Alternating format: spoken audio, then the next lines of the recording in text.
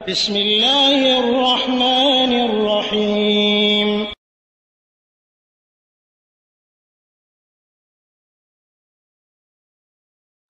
ওয়ালাইকুম আসসালাম রহমতুল্লাহি বরকাতুহু। লাস্টে রয়েছে 9981। ভাই, আপনি জানতে চেয়েছেন আকিকা দেওয়ার নিয়ম বিষয়ে, কিভাবে কি করা লাগে।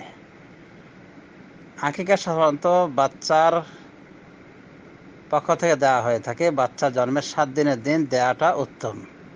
আবু দাউদ, তিরমিজি সহ বিভিন্ন হাদিসে এসেছে রাসূলুল্লাহ সাল্লাল্লাহু আলাইহি ওয়াসাল্লাম বলেন, কুল্লু গুলামিন মারহুনাতুন বা রহিনাতুন বিআকিকাতিহি তুযবাহু আনহু ইয়াওমা সাবিহি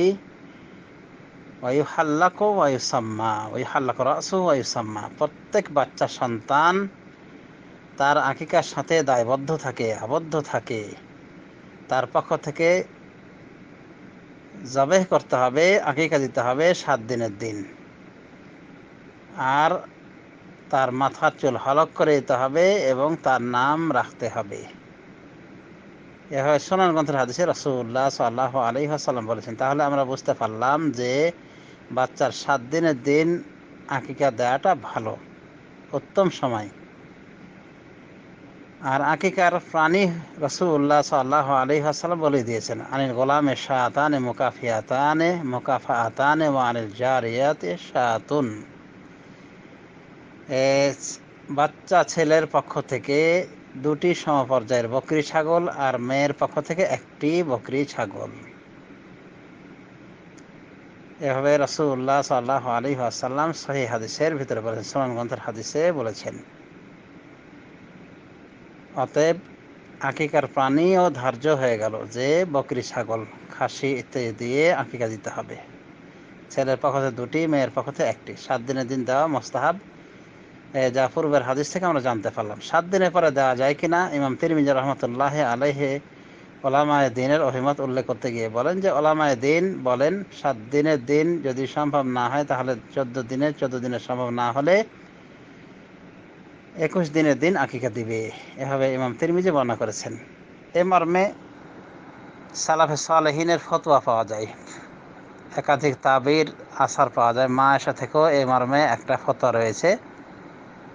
সনদ নিয়ে কেউ কেউ যদিও তাতে আপত্তি তুলেছেন। তো যা হোক, সালাফে সালেহের ফতোয়া রয়েছে যে 7 দিনের পরও দেওয়া যায়। সৌদি আরব লাজনা দায়েমা স্থায়ী ফতোয়া বোর্ড অনুভাবে আলাদাভাবে শেখ ইবনে বাজ, শেখ ইবনে উসাইমিন, শেখ সালেহ ফওজান সহ সকল শেখ মাশায়েখ সৌদি আরবে তারা মনে করেন 7 দিনের দিন আকিকা দেওয়া মোস্তাহাব। 14 দিনের দিন, 7 দিনে না পারলে 14, না পারলে 21, না পারলে জীবনে যে কোনো একদিন এই আকিকা দেওয়া যেতে পারে। আর বকরি ছাগল দিয়ে দেওয়া সুন্নাহ। এর বাইরে গরু দিয়ে দিলে শেখ ইবনে উসাইমিন রহমতুল্লাহ আলাইহি বলেছেন যে একটা গরু দিতে হবে, একটা প্রাণী দিতে হবে। এক কথায় প্রাণের বদলি প্রাণ, ফিদিয়া। যেহেতু এটা এক প্রকার ফিদিয়া, রক্তের প্রাণের বদলি প্রাণ দেওয়া হচ্ছে যেহেতু, এই জন্যে তিনি বলেন যে যদি কেউ গরু দিয়ে দেয় তাহলে একটা গরু, একটা উট দিতে হবে। আর উট গরু দিয়ে আকিকা দিলেই বিতর্কের শেষ নাই। উট গরু দিয়ে আকিকা দিলে আদায় হবে কি হবে না, এখানেও ইখতিলাফ রয়েছে। আর যারা বলেন হবে, তারা বলেন যে গোটা আস্ত একটা গরু বা আস্ত একটা উট দিতে হবে। এভাবে তাদের একটি শ্রেণী বলেছেন।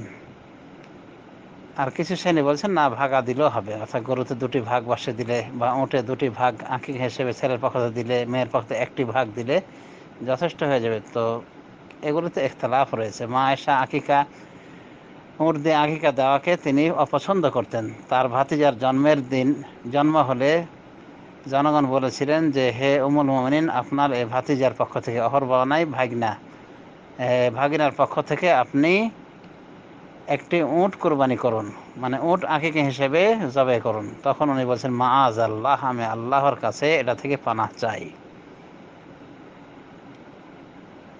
এই মর্মে আসারটি সুনান সাঈদ বিন মানসুর সহ আরও বিভিন্ন এতে এসেছে। কিতাবুল আযাহি, এই সম্ভবত ইবনে আবি দুনিয়ার কিতাবুল আযাহিতে এসেছে মা আয়েশার আসার, এবং সনদ হাসান।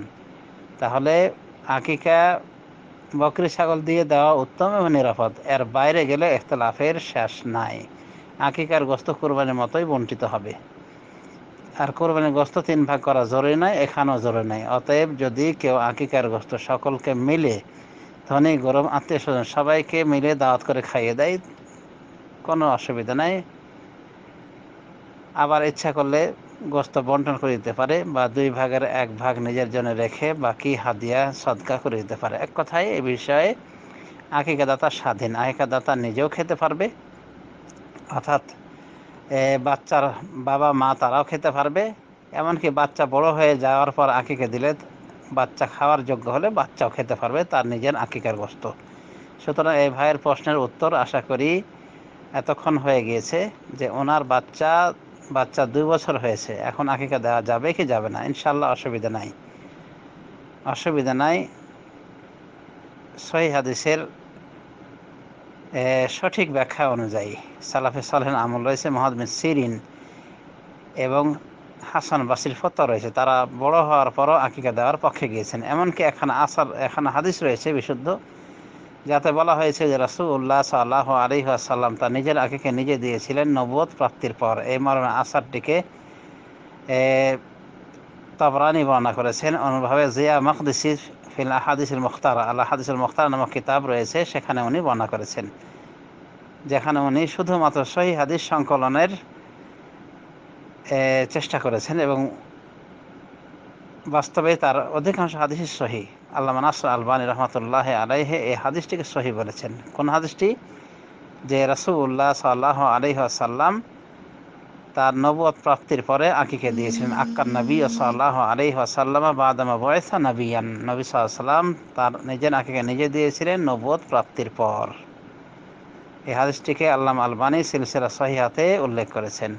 সুতরাং এই হাদিস থেকে প্রমাণ হয়ে গেল যে নিজের আকিকা নিজেও দেওয়া যায় যদি বাপ মা না দিয়ে থাকে। এই হলো আকিকা বিষয়ে সংক্ষিপ্ত আলোচনা, আশা করি বুঝতে পেরেছেন। ধন্যবাদ।